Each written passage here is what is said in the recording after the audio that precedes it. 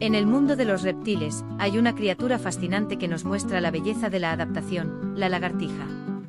Con su piel escamosa y su cola larga, son reptiles ágiles y rápidos.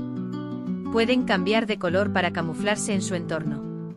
Las lagartijas son omnívoras y se alimentan de insectos, frutas y pequeños invertebrados. Son importantes para el ecosistema, ya que ayudan a controlar la población de insectos. Se encuentran en una variedad de hábitats, desde desiertos áridos hasta bosques húmedos. Son capaces de adaptarse a diferentes entornos y condiciones climáticas. Las lagartijas son criaturas fascinantes que nos muestran la belleza y la diversidad de la naturaleza.